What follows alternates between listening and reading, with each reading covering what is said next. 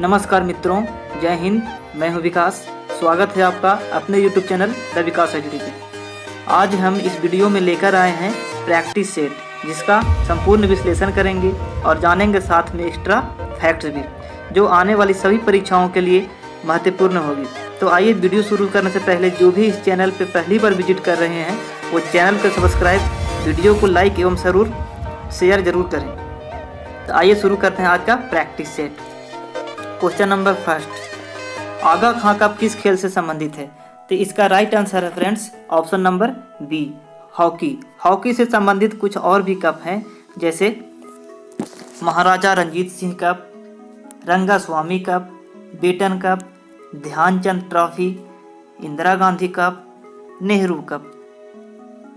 इसमें एक पॉइंट और इम्पोर्टेंट आता है, अंतर्राष्ट्रीय हॉकी मैच की अवधि कितने मिनट की होती है? तो इसका राइट आंसर हो जाएगा 60 मिनट की होती है अंतर्राष्ट्रीय मैच की अवधि। बढ़ते हैं नेक्स्ट क्वेश्चन की ओर।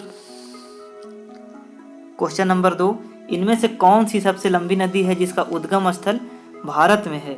इसका राइट आंसर हो जाएगा option number D, Ganga. Ganga की टोटल लेंथ की बात किया जाए तो 2525 किलोमीटर है, जो भारत की सबसे लंबी नदी है। ऐसे ब्रह्मपुत्र की टोटल लेंथ 2900 किलोमीटर है, लेकिन इसका उद्गम स्थल भारत में नहीं है। उद्गम स्थल इसका भारत में नहीं है, ये तिब्बत के मानसरोवर झील से निकलती है। अब एक आता है यहाँ ऑप्शन नंबर ए, महानदी। तो महानदी का उद्गम स्थल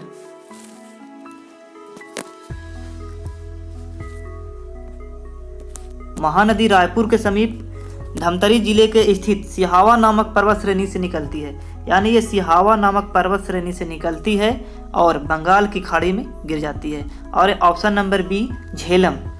तो झेलम नदी का उद्गम स्थल शेषनाग झील बेरीनाग के पास है। बढ़ते हैं नेक्स्ट क्वेश्चन की ओर। क्वेश्चन नंबर 3, निम्नलिखित में से कौन सी धातु जल के साथ आसानी से अभिक्रिया कर सकती है? तो इसका राइट आंसर है friends option number D, potassium जो है जल के साथ आसानी से अभिक्रिया कर सकती है। पोटेशियम सबसे अधिक अभिक्रियाशील धातु है। पोटेशियम के बाद अगर कहा जाए सबसे अभिक्रियाशील धातु तो वो सोडियम है, और सबसे कम अभिक्रियाशील धातु तो वो है सोना। क्वेश्चन नंबर 4, फूलों की घाटी राष्ट्रीय उद्यान भारत के किस हिमालय क्षेत्र में स्थित है? इसका राइट आंसर हो जाएगा फ्रेंड्स उत्तराखंड। फूलों की घाटी ये उत्तराखंड के चमेली जिला में स्थित है। उत्तराखंड के चमेली जिला में स्थित है फूलों की घाटी। उत्तराखंड में एक है नंदा देवी जैव मंडल, जो एग्जाम में ज़्यादातर पूछा जाता है कि नंदा देवी जैव मंडल कहाँ है, तो वो उत्तराखंड में स्थित है। क्वेश्चन नंबर 5, धोवन सोडा का रासायनिक सूत्र क्या है? तो धोवन सोडा का रासायनिक सूत्र ऑप्शन नंबर ए, sodium carbonate decahydrate Na2CO3 × 10H2 ये होता है। ऑप्शन नंबर अब डी देखिए, NaHCO3 सोडियम बाइकार्बोनेट, ये किसका फॉर्मूला? ये तो खाने वाला सोडा यानी बेकिंग सोडा का फॉर्मूला है। बढ़ते हैं नेक्स्ट क्वेश्चन की ओर। क्वेश्चन नंबर 6, अंग्रेजों ने किस वर्ष में पंजाब पर कब्जा कर लिया था? तो इसका राइट आंसर हो जाएगा फ्रेंड्स ऑप्शन नंबर डी, 1849 ईस्वी में। अब next question number 7, coffee board of India का मुख्य कार्यालय कहाँ स्थित है? तो कॉफी बोर्ड ऑफ इंडिया का मुख्यालय बेंगलुरु में है। ऑप्शन नंबर सी इसका राइट आंसर हो जाएगा। ये तो हो गया कॉफी बोर्ड का। अब कहा जाए टी बोर्ड का, कि टी बोर्ड का मुख्यालय कहाँ है? तो टी बोर्ड का मुख्यालय जो है वो कोलकाता में है। कहाँ है? कोलकाता में है टी बोर्ड का मुख्यालय। बढ़ते हैं नेक्स्ट क्वेश्चन की ओर। क्वेश्चन नंबर 8, आधुनिक आवर्त सरणी के किस समूह में पूर्ण संयोजी कोष और रासायनिक रूप से निष्क्रिय तत्व होते हैं? तो इसका राइट आंसर है friends question number 18, option number B, 18 जो ग्रुप है इसमें वैलेंस इलेक्ट्रॉन या तो 8 होते हैं या 0 होते हैं। इसमें इनर्ट गैस होते हैं। इनर्ट गैस के रूप में कौन कौन आते हैं? Helium, neon, argon, krypton, xenon और रेडॉन, ये सब जो है उत्कृष्ट गैस यानी इनर्ट गैस है। ऑप्शन नंबर ए है ये ग्रुप 17, इसे हाइलोजन के नाम से जाना जाता है, हाइलोजन तत्व। अब बढ़ते हैं नेक्स्ट क्वेश्चन की ओर। क्वेश्चन नंबर 9, भारतीय संविधान के किस अनुच्छेद के अनुसार कोई भी व्यक्ति उपराष्ट्रपति के रूप में चुनाव के लिए पात्र नहीं होगा जब तक वह भारत का नागरिक ना हो, 35 वर्ष की आयु पूरी ना कर चुका हो और राज्य परिषद के सदस्य के रूप में चुने जाने की योग्यता न रखता हो। यानी इसमें यह कह रहा है कि कौन सा अनुच्छेद में ये लिखा गया है कि भारत का उपराष्ट्रपति वो नहीं बन सकता है जिसका एज 35 से कम हो, या वो भारत का नागरिक नहीं हो, या वो राज्य परिषद का सदस्य के रूप में चुने जाके उसका योग्यता नहीं हो। तो ये अनुच्छेद, इसका वर्णन 66 में है, अनुच्छेद 66 में। अब अनुच्छेद यहाँ पे 63 का बात किया जाए तो अनुच्छेद 63 में उपराष्ट्रपति का जो पद है उसका बारे में वर्णन करता है। अब ऑप्शन नंबर बी है अनुच्छेद 64। तो अनुच्छेद 64 क्या कहता है? उपराष्ट्रपति राज्यसभा का पदेन सभापति होता है, यही लिखा हुआ है अनुच्छेद 64 में। अब बात करते हैं अनुच्छेद 65 में। तो अनुच्छेद 65 में क्या होता है कि जब राष्ट्रपति का पद रिक्त हो तो उस टाइम कार्यवाहक राष्ट्रपति के रूप में उपराष्ट्रपति का कार्य राष्ट्रपति का कार्य संभालता है। ये अनुच्छेद 65 में इसका वर्णन है। बढ़ते हैं नेक्स्ट क्वेश्चन की ओर। क्वेश्चन नंबर 10, ध्वनि फिल इन द ब्लैंक्स का एक रूप है जो सुनने की अनुभूति पैदा करती है। ध्वनि किसका एक रूप है जो सुनने की अनुभूति पैदा करती है? तो इसका राइट आंसर है फ्रेंड्स ऑप्शन नंबर 1, या आंतरिक ऊर्जा का एक रूप है ध्वनि। यहाँ पे एक पॉइंट्स आता है कि ध्वनि निर्वात में गमन नहीं कर सकती है। ध्वनि निर्वात में गमन नहीं कर सकती है, लेकिन प्रकाश जो है वो निर्वात में गमन करती है। और ध्वनि तरंग के लिए माध्यम का होना कोई ज़रूरी नहीं है। ये भी एक पॉइंट्स है कि ध्वनि तरंग के लिए माध्यम का होना कोई ज़रूरी नहीं है। बढ़ते हैं नेक्स्ट क्वेश्चन की ओर। क्वेश्चन नंबर 11, किस वर्ष स्वामी विवेकानंद ने रामकृष्ण मिशन की स्थापना की? तो इसका राइट आंसर हो जाएगा फ्रेंड्स ऑप्शन नंबर सी, 1897 में रामकृष्ण मिशन की स्थापना किए थे विवेकानंद ने। विवेकानंद का बचपन का नाम था नरेंद्र दत्त। विवेकानंद का गुरुजी का नाम था रामकृष्ण परमहंस, इनका गुरुजी का नाम था। यहाँ पे क्वेश्चन ये भी आता है कि स्वामी विवेकानंद का बचपन का नाम नरेंद्र दत्त था, तो बड़ा हुए उनका नाम विवेकानंद कौन रखा था? तो एक जगह है खेतड़ी, वहाँ के राजा थे अजीत सिंह, उन्हीं ने इनको विवेकानंद नाम से सुशोभित किया था। अब बढ़ते हैं नेक्स्ट क्वेश्चन की ओर फ्रेंड्स।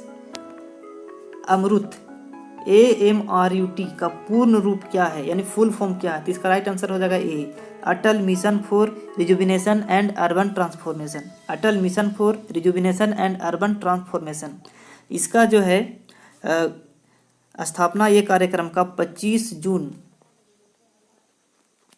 2015 को किया गया था। इसका मुख्य लक्ष्य क्या था कि 1 लाख से अधिक जनसंख्या वाले 500 से अधिक शहरों में पेयजल एवं यातायात का विकास करना था।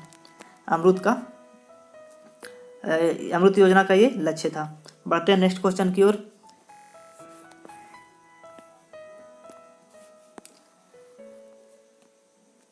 क्वेश्चन नंबर 13, किसी निकाय को एक समान वृत्तीय गति में चलाने में लगने वाले आवश्यक नियत बल को क्या कहा जाता है?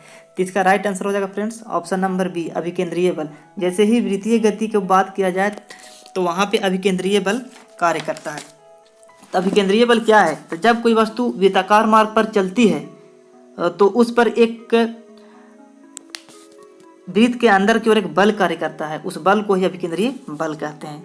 एक ऑप्शन नंबर डी है, एक होता है अभिकेंद्रीय बल और एक होता है अपकेंद्रीय बल। तो अपकेंद्रीय बल का एग्जाम्पल बहुत पूछता है कि एग्जाम में कि कपड़ा सुखाने की मशीन, दूध से मक्खन निकालने की मशीन, ये किस पे कौन से सिद्धांत पे कार्य करती है? तो इसका राइट आंसर हो जाएगा अपकेंद्रीय बल के सिद्धांत पे कार्य करती है। बढ़ते हैं नेक्स्ट क्वेश्चन की ओर। सर्वोच्च न्यायालय के न्यायाधीश यानी सुप्रीम कोर्ट का जो न्यायाधीश है बनने के लिए क्या योग्यता होना चाहिए? यानी वो हाई कोर्ट में कितने वर्ष के न्यूनतम अवधि तक वो अनुभव उसका हो कार्य का? तो इसका राइट आंसर हो जाएगा फ्रेंड्स 10। यानी जो भी न्यायाधीश हाई कोर्ट में कम से कम 10 साल काम किया हो वही बन सकता है सुप्रीम कोर्ट का न्यायाधीश। यहाँ पे बात किया जाए हाई कोर्ट और सुप्रीम कोर्ट, तो सुप्रीम कोर्ट का बात किया जाए तो वो अनुच्छेद 124 में आता है, आर्टिकल अनुच्छेद 124 में। और हाई कोर्ट की बात किया जाए तो वो 214 यानी 214 अनुच्छेद में सुप्रीम कोर्ट आता है और 124 अनुच्छेद में 124 में सुप्रीम कोर्ट आता है और 214 में हाई कोर्ट आता है। बढ़ते हैं नेक्स्ट क्वेश्चन की ओर। एक सदिश राशि में परिमाण एवं दिशा दोनों होते हैं, राइट, जबकि अदिश राशि में केवल परिणाम होता है, यहाँ तक ठीक है, और दिशा नहीं होती है। निम्न में से कौन सदिश राशि है? तो इसका राइट आंसर हो जाएगा फ्रेंड्स कि इनमें से कौन एक सदिश राशि है? तो इसका राइट आंसर है ऑप्शन बी, यानी विस्थापन है जो सदिश राशि है। इसमें परिमाण भी होता है और दिशा भी होता है, और बाकी जो भी 3 बचा ऊर्जा, कार्य, गति, ये अदिश राशियाँ हैं। बढ़ते हैं नेक्स्ट क्वेश्चन की ओर। क्वेश्चन नंबर 16, भारत की रक्षा मंत्री बनने वाली पहली महिला कौन थी? तो इसका राइट आंसर है ऑप्शन डी, इंदिरा गांधी। तो इंदिरा गांधी भारत की पहली महिला राष्ट्रपति थी, लेकिन रक्षा मंत्री के साथ साथ ये प्रधानमंत्री का भी पदभार संभाल रही थी। रक्षा मंत्री के साथ साथ प्रधानमंत्री का भी पद संभाल रही थी। लेकिन भारत की पहली महिला पूर्णकालीन रक्षा मंत्री की बात किया जाए तो वो भारत के वर्तमान रक्षा मंत्री डिफेंस मिनिस्टर निर्मला सीतारमण ये हैं। बढ़ते हैं नेक्स्ट क्वेश्चन की ओर। एक ग्रह की त्रिज्या और द्रव्यमान पृथ्वी की त्रिज्या और द्रव्यमान के आधे हैं। इस ग्रह का जी का मान क्या होगा? तो हम लोग जैसा कि जानते हैं कि जी का वैल्यू होता है 9.8 मीटर पर सेकेंड स्क्वायर, ये जी का वैल्यू होता है। और जी का एक फॉर्मूला भी होता है, G equal to capital G M बट्टा आर स्क्वायर। तो यहाँ पे क्या कह रहा है कि एम को आधा कर देंगे और आर को भी आधा कर देंगे, तब क्या आएगा? तो यहाँ पे जब इसको हम सोल्व करेंगे आगे तो मेरा निकल कर आएगा 2 इंटू जी एम बट्टा आर स्क्वायर आ जाएगा, यानी 2 इसमें एक्स्ट्रा आ जाएगा। तो 2 की जगह पे हम 2 लिखेंगे। ये जी एम बटा आर स्क्वायर जो है, जी एम बटा आर स्क्वायर ये किसका फॉर्मूला है? तो ये जी का फॉर्मूला है, और जी का वैल्यू कितना होता है 9.8। तो 2 की जगह पे 2 लिख देंगे और जी की जगह पे हम 9.8 पुट कर देंगे और मल्टीप्लाई करेंगे तो मेरा कितना आ जाएगा 19.6 आ जाएगा, 19.6, जो कि मेरा ऑप्शन सी में है। तो C is the right answer, 19.6 metre per second square. बढ़ते हैं नेक्स्ट क्वेश्चन की ओर। क्वेश्चन नंबर 18, निम्न में से किस में 3 कक्षीय हृदय होता है? निम्न में से किस में 3 कक्षीय हृदय होता है? तो इसका राइट आंसर हो जाएगा फ्रेंड्स ऑप्शन नंबर ए, उभयचर। उभयचर कहते हैं किसे कहते हैं? वैसा प्राणी जो जल एवं स्थल दोनों में रहते हैं, उसी को हम उभयचर कहते हैं। तो उभयचर में 3 कक्षीय हृदय होता है।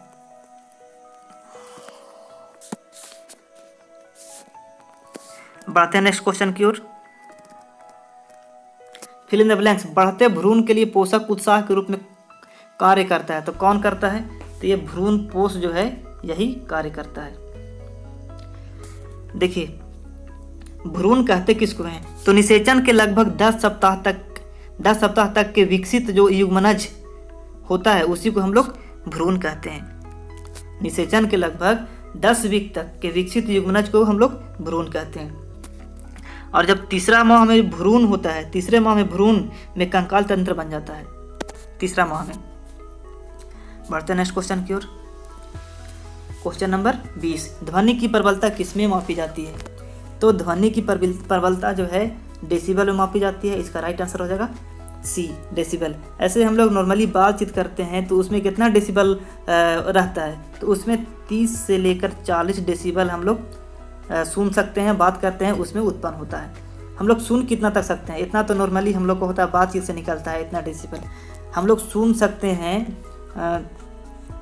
55 से 60 डेसिबल तक के ध्वनि को हम लोग सुन सकते हैं। इससे ज़्यादा के ध्वनि को हम लोग सुन नहीं सकते हैं। ये जो हर्ट्ज है ये आवृत्ति का इकाई मात्रा के हर्ट्ज। अब क्वेश्चन नंबर बढ़ते हैं 21 की ओर। भारत में किस वर्ष खाद्य सुरक्षा और मानक अधिनियम पारित किया गया? तो इसका राइट आंसर है फ्रेंड्स ऑप्शन नंबर ए, 2006, ये सही आंसर। अब बढ़ते हैं नेक्स्ट क्वेश्चन की ओर। क्वेश्चन नंबर 22 क्या कह रहा है? एल्काइंस असंतृप्त हाइड्रोकार्बन जिसमें 2 कार्बन परमाणुओं के बीच एक तिहरा बंध होता है। Alkynes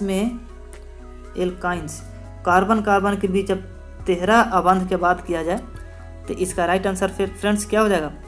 option number C, CnH2n। एक होता है एल्काइंस ग्रुप, एक होता है एल्केन ग्रुप।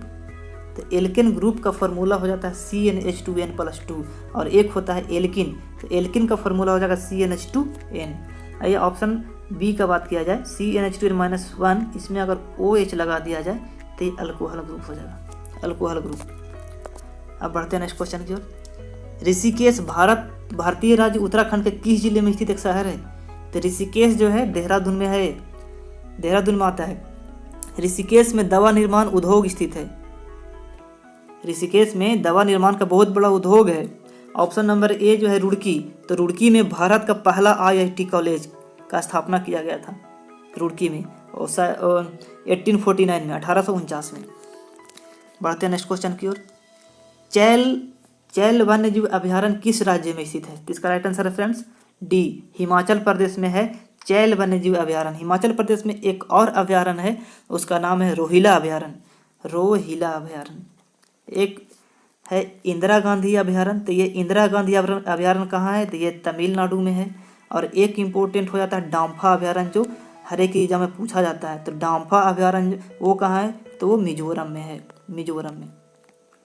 बढ़ते हैं नेक्स्ट क्वेश्चन की ओर फ्रेंड्स। गतिज ऊर्जा के बारे में कौन सा गलत है? ऑप्शन ए, स्थिर अवस्था के दौरान वस्तु में निहित ऊर्जा को गतिज ऊर्जा कहते हैं। नहीं, स्थिर अवस्था में स्थितिज ऊर्जा और गति की अवस्था में गतिज ऊर्जा। तो ये मेरा गलत है, तो यही मेरा ऑप्शन हो जाएगा ए।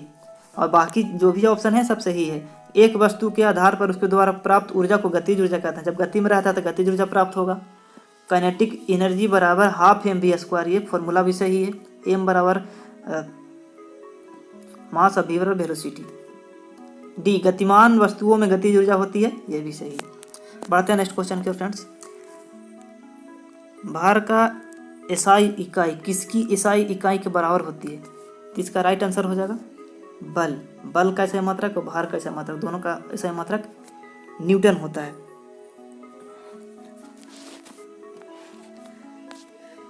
आवेग, आवेग का जो है फॉर्मूला होता है बल गुने समय। तो बल का हो जाएगा न्यूटन और समय का हो जाएगा सेकेंड, यानी न्यूटन सेकेंड आवेग का हो जाएगा। त्वरण का जान रहे हैं, त्वरण का होता है मीटर पर सेकेंड स्क्वायर और द्रव्यमान का केजी। बढ़ते हैं नेक्स्ट क्वेश्चन कर फ्रेंड्स। भारत में राष्ट्रीय नौसेना दिवस कब मनाया जाता है? तो इसका राइट आंसर है ऑप्शन बी, 4 दिसंबर को राष्ट्रीय नौसेना दिवस मनाया जाता है। 15 जुलाई को बात किया जाए तो 15 जुलाई को विश्व युवा कौशल दिवस, विश्व युवा कौशल दिवस मनाया जाता है। अब ऑप्शन नंबर ए 12 दिसंबर, 12 दिसंबर को कोई खास दिवस नहीं है, यह स्वदेशी दिवस मनाया जाता है। ऑप्शन नंबर सी है 12 नवंबर, 12 नवंबर को मनाया जाता है राष्ट्रीय पक्षी दिवस, राष्ट्रीय पक्षी दिवस। यह विश्व विख्यात पक्षी विशेषज्ञ डॉक्टर सलीम अली के जन्म दिवस के अवसर पर 12 नवंबर को राष्ट्रीय पक्षी दिवस मनाया जाता है। बढ़ते हैं नेक्स्ट क्वेश्चन की ओर। निम्नलिखित में से कौन सा शहर साबरमती नदी के किनारे स्थित है? इसका राइट आंसर है अहमदाबाद। अहमदाबाद शहर है जो साबरमती नदी के किनारे स्थित है। अहमदाबाद को यूनेस्को के विश्व विरासत सूची में भी शामिल किया गया है। और एक और यहाँ पे क्वेश्चन आता है कि साबरमती आश्रम कहाँ है? तो ये भी अहमदाबाद में है, अहमदाबाद में स्थित है। इसका स्थापना 1916 में किया गया था। एक ऑप्शन बी है या सूरत, कि सूरत कौन सा नदी किनारे स्थित है? तो सूरत जो है ताप्ती नदी के किनारे। ये भी क्वेश्चन इंपॉर्टेंट है, हर एक एग्जाम में पूछा जाता है। बढ़ते हैं नेक्स्ट क्वेश्चन की ओर। Question number 29। भारतीय संविधान की 10वीं अनुसूची निम्नलिखित में से किसके बारे में है? तो इसका राइट आंसर है फ्रेंड्स दल बदल। ये ज़्यादा पूछने वाला क्वेश्चन है। 10वीं अनुसूची में किसका वर्णन है? तो दल बदल विरोधी, इसका वर्णन है। अब निजता का अधिकार जो है ऑप्शन बी में, निजता का अधिकार को मौलिक अधिकार सुप्रीम कोर्ट ने माना है। क्वेश्चन नंबर सी है सार्वभौमिक वयस्क मताधिकार। तो ये देखिए भारतीय संविधान के अनुच्छेद 326 में इसका वर्णन है सार्वभौमिक वयस्क मताधिकार का। और एक ऑप्शन डी है शिक्षा का अधिकार। तो संविधान के अनुच्छेद 21 के का में 86वां संविधान संशोधन द्वारा इसको जोड़ा गया था, जिसमें यह था कि 6 से 14 वर्ष के बच्चों को प्राथमिक शिक्षा अनिवार्य रूप से दिया जाना चाहिए। ये 21 के का में था, 86वां संविधान संशोधन द्वारा जोड़ा गया था इसको। बढ़ते हैं नेक्स्ट क्वेश्चन की ओर। भारत में हेडलाइन मुद्रास्फीति के मापन के लिए निम्नलिखित में से किस सूचक का प्रयोग किया जाता है? तो इसका राइट आंसर है फ्रेंड्स ऑप्शन बी, WPI थोक मूल्य सूचकांक। मुद्रास्फीति कहते किसको हैं? तो जब वस्तु का मूल्य मुद्रा की तुलना में बढ़ जाता है तो उसी को हम लोग मुद्रास्फीति कहते हैं। Next question number 31।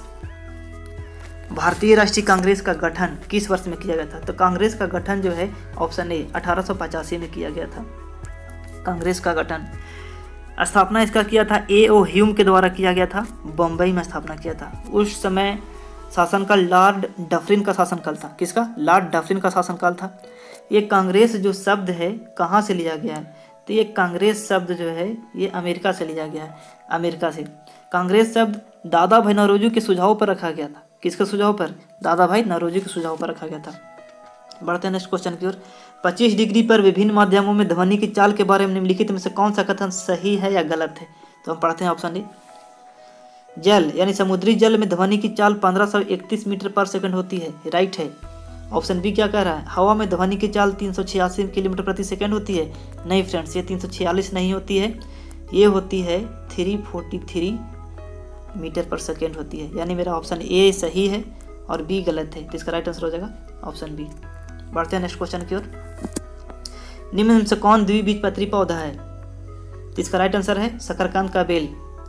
तो द्विबीजपत्री पौधे किसे कहते हैं? तो द्विबीजपत्री वर्ग में वे पौधे आते हैं जिनके पौधों के बीजों में 2 पत्र होते हैं। एग्जाम्पल मूली, सलजम, कपास, नींबू, करेला, मिर्च, ये सब इत्यादि में। और फिर बात करते हैं एक बीजपत्री।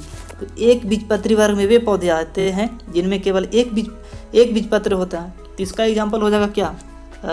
लोकप्रिय इसका एग्जाम्पल गेहूँ, मक्का, गन्ना, प्याज, ताड़, नारियल, ये सब आते हैं। बढ़ते हैं नेक्स्ट क्वेश्चन की ओर। पानीपत की तीसरी लड़ाई किस वर्ष में लड़ी गई थी? तो इसका राइट आंसर है फ्रेंड्स ऑप्शन ए 1761 में लड़ी गई थी। किसके बीच? तो मराठों और अफगानी के बीच में हुआ था ये युद्ध, जिसमें मराठा का बहुत बुरा तरीका से हार हुआ था। मराठों लोग का नेतृत्व कौन कर रहा था? तो सदाशिव भाऊ। कौन? सदाशिव भाऊ जो है मराठा के तरफ से नेतृत्व कर रहे थे, उसके बावजूद भी हार गए थे। ऑप्शन नंबर डी है 1760। 1760 में एक बहुत ही महत्वपूर्ण युद्ध हुआ था, वांडीवास का युद्ध। तो वांडीवास है कहाँ? तो वांडीवास तमिलनाडु में है वांडीवास। तो वांडीवास का युद्ध किसके बीच में हुआ था? तो फ्रांसीसी और अंग्रेजों के बीच में हुआ था, जिसमें फ्रांसीसी का हार हो गया था, जिसमें फ्रांसीसी लोग का हार हो गया था। उसके बाद 1773 में पेरिस की संधि हुई थी। बढ़ते हैं नेक्स्ट क्वेश्चन की ओर। मीथेन CH4 के अनुभार की गणना करें। तो मीथेन में 2 हैं, एक C है यानी एक कार्बन है, एक हाइड्रोजन अणु है। तो कार्बन का परमाणु संख्या 6 होता है, हाइड्रोजन का परमाणु संख्या 1 होता है। परमाणु संख्या 6 यानी इसका अनुभार हो जाता है अप्रोक्सीमेट 12 और हाइड्रोजन का 1 होता है। तो ये हो गया 12 प्लस ये हाइड्रोजन का कितने हैं? 4 अणु, तो 1 × 4 तो 4, तो 12 × 4 = 16। तो इसका राइट आंसर हो जाएगा option number C 16 molecular weight हो जाएगा मीथेन का। Question number 36। जब सिल्वर ब्रोमाइड को सूर्य की रोशनी में रखा जाता है, जब सिल्वर ब्रोमाइड को सनलाइट में रखा जाता है तब क्या बनता है? तो इसमें देखिए Ag अलग हो जाएगा और ब्रोमीन अलग हो जाएगा। इक्वेशन को हल करेंगे तो तब बताइए कि जब सिल्वर ब्रोमाइड को सनलाइट की उपस्थिति में हम रिएक्शन कराएंगे तो क्या प्राप्त होगा? तो ब्रोमीन प्राप्त होगा। ऑप्शन में ब्रोमीन है तो ब्रोमीन ऑप्शन डी में है, तो मेरा राइट आंसर ऑप्शन डी है। बढ़ते हैं नेक्स्ट क्वेश्चन की ओर।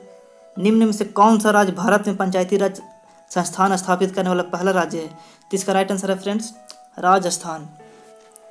2 अक्टूबर 1959 को महात्मा गांधी के जन्म दिवस पर पंडित नेहरू द्वारा राजस्थान के नागौर एक जिला है वहीं पंचायती राज का शुभारंभ किया गया था। इसमें एक क्वेश्चन और निकल के आता है इम्पोर्टेंट, वो है कि बलवंत राय मेहता समिति के सिफारिश पर ही त्रिस्तरीय पंचायती राज का आरंभ किया गया था। ये पूछता है कि कौन सा समिति के सिफारिश पर त्रिस्तरीय पंचायती राज का प्रारंभ किया गया था, तो बलवंत राय मेहता समिति, बलवंत राय मेहता समिति। बढ़ते हैं नेक्स्ट क्वेश्चन की ओर फ्रेंड्स।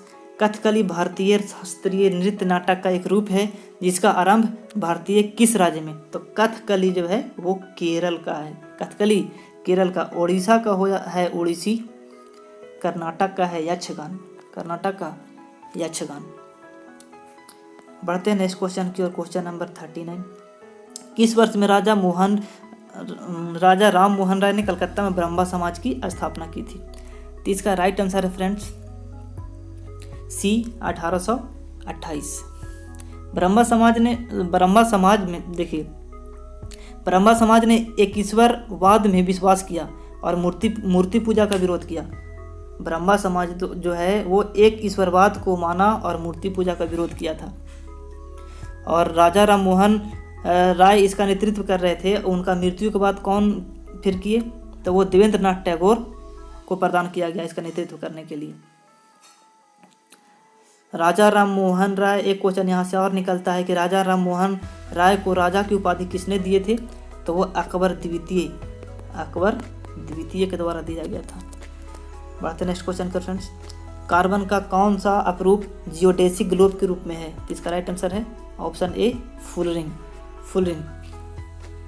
कार्बन के 3 अपरूप हैं, हीरा, ग्रेफाइट और एक है फुल रिंग। तो आज की वीडियो में इतना ही रहेगा फ्रेंड्स। बाकी फिर हम नेक्स्ट वीडियो लेकर आएंगे, उसमें दूसरा प्रैक्टिस सेट और उसमें और विस्तार